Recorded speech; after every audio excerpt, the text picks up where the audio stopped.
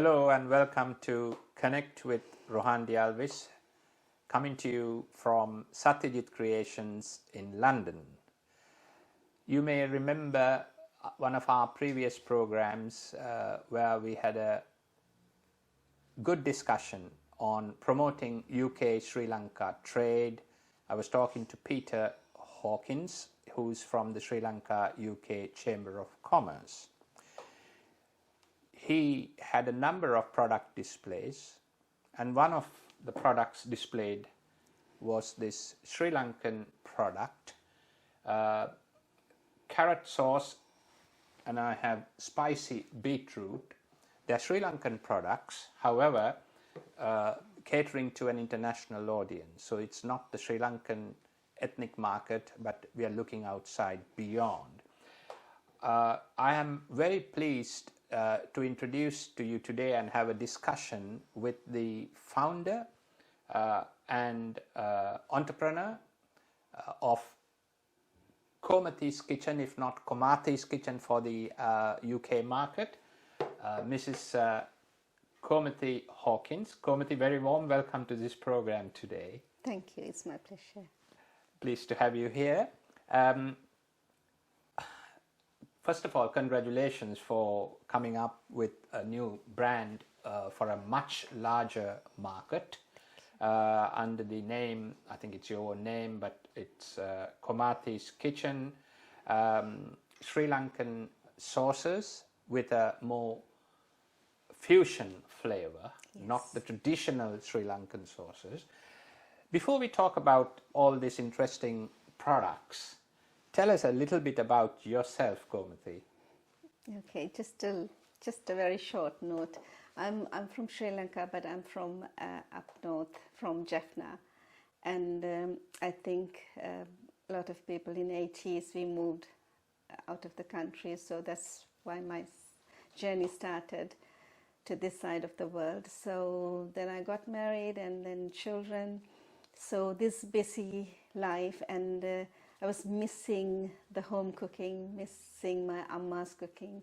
And I think in 80s it wasn't that easy to get the Sri Lankan things, the spice mix and things. So I have to make that. Whenever I miss home, I miss Amma, and those are the times I try to make by remembering the taste and the smell. So I think many times, hundreds of times, I might have burnt the food and things like that. But then I started. I think from the very young age, I got that passion with food and some connection. So even though I was working for a bank and I was busy looking after the children, but the passion for the food was always there. So then those days I was really missing, like how if I can buy something, a mix, and I can cook it in 15 minutes, like Jamie Oliver now says, 15 minutes cooking. So I always think if we can do something like that with I know our traditional cooking can go 2 hours, 3 hours, so just to do something quick. So I think now you asked the question about my background, and now I'm just always talking about food. No, that's really interesting. So, I mean, I heard you say I'm a housewife, mother, working in a bank, want for your Amma's cooking or mother's cooking. From back home, you had the recipes or the smells and the flavors in your mind. I mean, wonderful. And you tried them out from home, buying stuff from here and mixing them and then trying. And so that was just a little production for home use from your kitchen table. And what then brought you into the entrepreneur's mode, or the mood rather, to get these, and this is not really Sri Lankan, it's a fusion.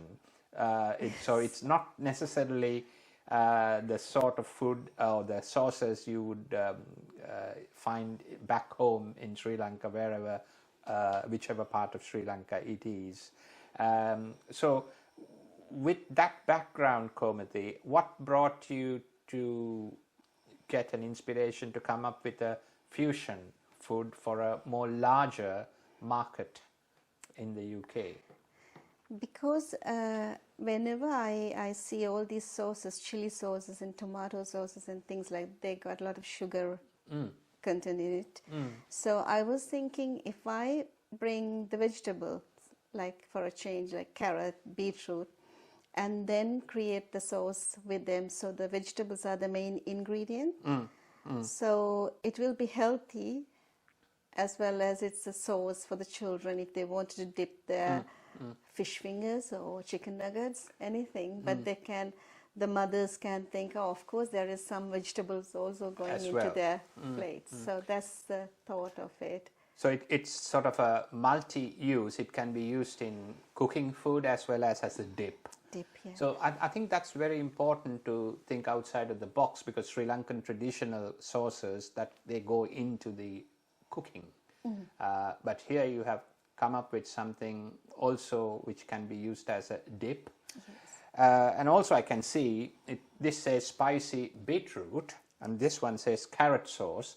Now back home in Sri Lanka you wouldn't necessarily find carrot sauce as a sauce. Yes, or beetroot, but you sort of went out of the box, so to speak, from a traditional, and you took it to an open space of having other products as well, such as carrot and beetroot. Yeah, but beetroot, I remember Mum used to make a lot of the time the beetroot curry, which we all love. We all love it, yeah. And then beetroot sambar.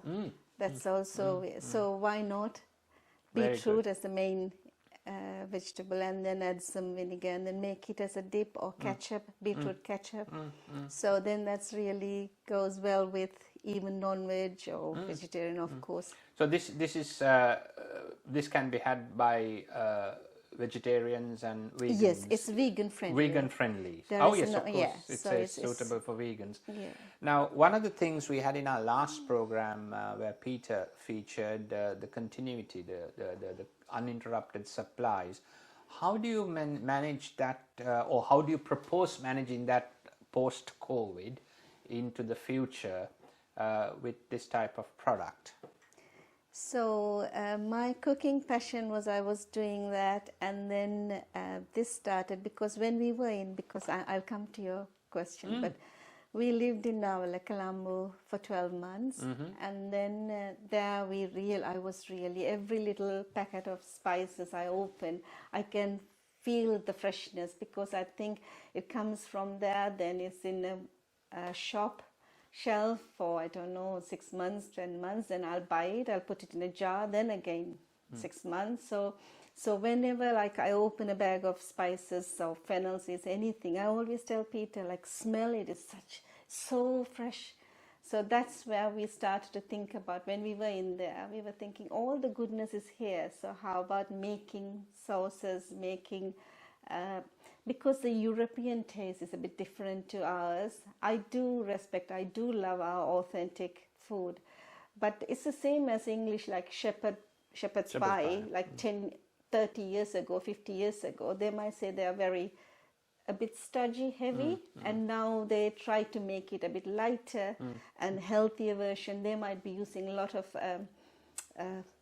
fat those days, yes, and now lard. so that's what we all change, is it we can't really stick with that time. So that's where I was thinking to European palate. So how if we started to make so then we come back, and unfortunately, so we talked to a few farmers and few people who are producing in spices, and one of my cousins also started a farm there, so we were talking everything. Where is that farm, just for It's in Jaila. Oh, in Jaila. Yeah, he was in the UK for 30-35 years. I see, he's and gone he back. Gone back. And That's another important point, giving back to Sri Lanka, going back, relocating and starting businesses and agriculture in this case. Yeah. And he's growing cinnamon, he's growing vanilla, aloe vera.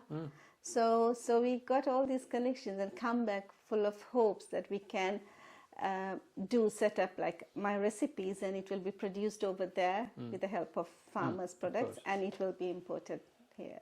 But unfortunately, January we arrived, and then the lockdown started. So that's the time I was thinking, okay, we can get the look from here, and then we'll start that, not to wait.